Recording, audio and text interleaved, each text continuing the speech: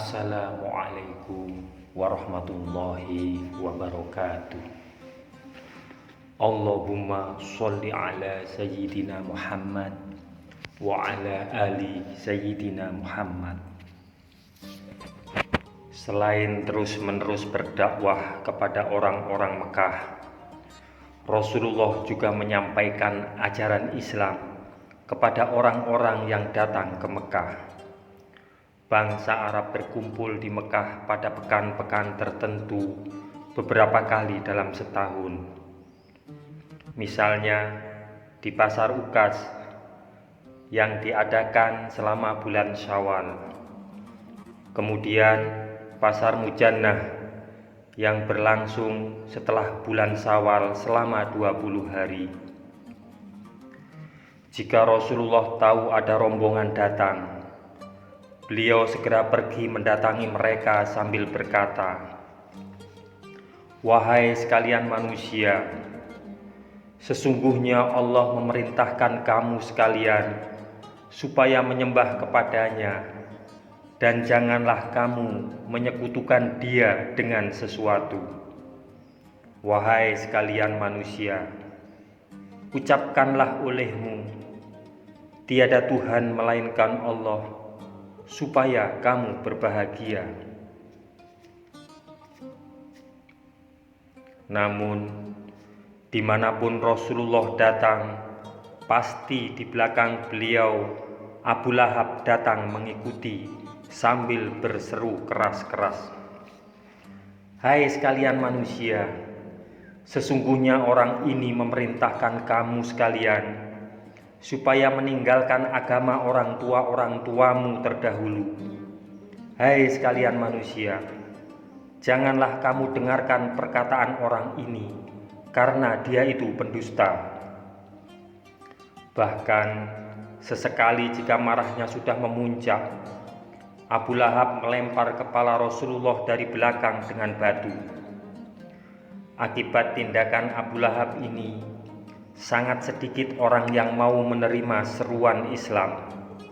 Orang-orang Islam pun bahkan belum berani menunjukkan keislamannya secara terang-terangan. Kebanyakan orang mencaci, mencemooh, mengusir dan mendustakan Rasulullah. Akan tetapi, beliau tidak pernah berputus asa. Beliau terus berdakwah semakin gencar dan semakin bersemangat.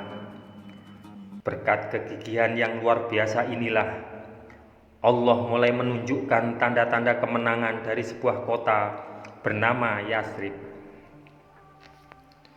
Selain Abu Lahab, salah seorang yang memusuhi Rasulullah adalah Utsbah bin Rabi'ah. Namun Utsbah lebih lembut. Utsbah memberi Rasulullah anggur ketika beliau diusir dari Taif. Suatu saat kelak Rasulullah mengubah nama Yathrib menjadi Madinah. Orang-orang Yathrib termasuk rombongan orang Arab yang sering datang ke Mekah. Mereka terpecah menjadi dua golongan, orang Aus dan orang Khazraj. Kedua suku ini saling berperang satu sama lain selama 120 tahun. Suatu saat kaum Aus menang, pada saat yang lain orang Khazraj yang mengalahkan Aus. Suatu malam di Bukit Aqobah, Mina, Rasulullah bertemu dengan 6 orang Khazraj. Mula-mula beliau mengajukan pertanyaan, kemudian orang-orang itu menjawab dengan sopan. Kemudian Rasulullah memperkenalkan diri dan bertanya, "Bagaimana keadaan kalian di Yathrib?" Sesudah itu, beliau mengajak mereka duduk bersama dan memenuhi ajakan itu dengan penuh rasa ingin tahu. Sesudah saling bertanya, Rasulullah mengajak mereka ke tempat yang sunyi, sedikit jauh dari penglihatan orang. Di tempat itu, Rasulullah membacakan ayat-ayat Al-Quran. Keenam orang Khazraj itu mengerti dan tertarik segala apa yang beliau serukan. Setelah Rasulullah yakin dengan kesungguhan orang-orang ini, beliau mengajak berpindah tempat lagi ke bawah Bukit Aqobah. Tempat itu benar-benar terlindung dari jangkauan penglihatan orang.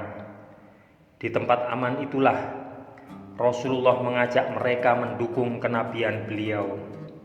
Rasulullah meminta agar mereka ikut menyebarkan ajaran Islam di kota asal mereka, Yathrib. Orang-orang itu minta waktu untuk berunding. Rupanya ini adalah jalan yang diberikan Tuhan. Demikian salah satu dari mereka berkata, "Aku sudah bosan berperang dengan Aus. Mudah-mudahan ajaran Islam ini akan menyatukan kita dan Aus dalam perdamaian." Setelah selesai, mereka menyatakan percaya dan sungguh-sungguh mendukung penyebaran Islam di Yathrib. Rasulullah kemudian menasehati agar mereka seia sekata, tolong-menolong dan bantu-membantu dalam menjalankan tugas mulia ini. Keenam orang itu kembali ke Yathrib dan menyerukan Islam kepada seluruh penduduknya. Muhammad adalah nabi terakhir, utusan Tuhan yang didustakan kaumnya sendiri. Demikian kata mereka. Segera saja nama Rasulullah menjadi terkenal di kalangan penduduk Yathrib. Pada musim haji berikutnya, 5 dari 6 orang itu kembali ke Mekah bersama 7 orang rekan mereka. 2 berasal dari Aus dan 10 orang berasal dari Khazraj. Mereka menemui Rasulullah di Bukit Aqobah. Saat itu sudah 12 tahun lamanya Rasulullah menyebarkan Islam. Setelah Rasulullah membacakan ayat-ayat Al-Quran, mereka menyatakan percaya akan seruan beliau. Rasulullah pun kemudian membaiat sumpah setia mereka. Inilah yang terkenal sebagai baiat Aqobah pertama.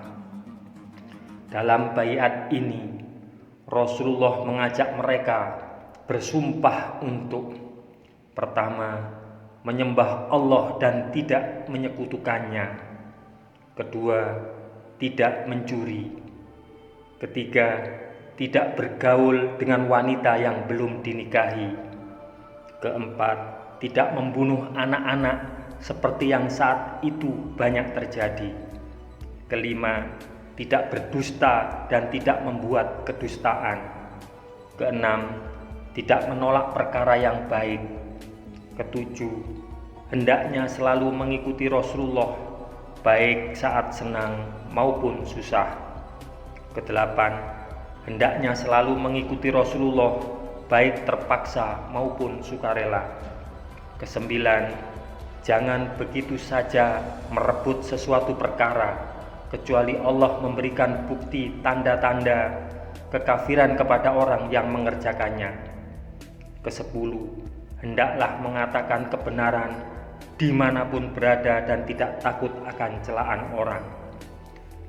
Sebagai penutup, Rasulullah bersabda, hendaklah kalian menepati janji-janji ini. Kelak kalian akan menerima balasan Allah berupa surga. Namun, jika ada yang menyalahi janji-janji ini, aku serahkan urusannya kepada Allah semata. Ucapan baiat atau sumpah setia ini sebenarnya adalah menjulurkan tangan kanan ke depan, telapak tangan menghadap ke atas. Sedangkan pembaiat menjabat dengan posisi tangan di sebelah atas. Baiat Aqobah yang pertama dikenal dengan nama baiat wanita, sebab Rasulullah belum meminta mereka membela beliau dengan berperang. Semoga kisah ini bermanfaat untuk kita semua. Wassalamualaikum warahmatullahi wabarakatuh. Mudah-mudahan kelak kita akan mendapatkan syafaat dari Nabi besar Muhammad sallallahu alaihi wasallam. Amin, amin, amin ya rabbal alamin.